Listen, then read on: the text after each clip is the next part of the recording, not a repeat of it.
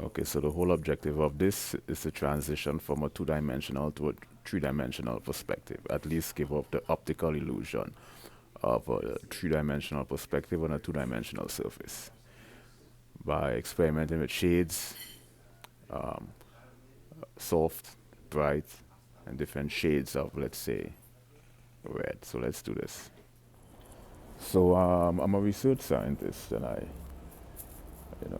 have an infatuation for music. I study how to write, compose, arrange, transpose, and transcribe sheet music.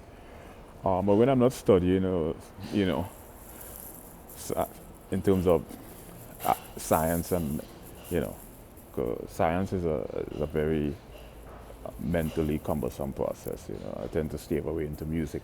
Writing, composing, arranging, transposing, transcribing. I love music. Music allows me to take my intellectual capacity into a different arena. But what I find fascinating about art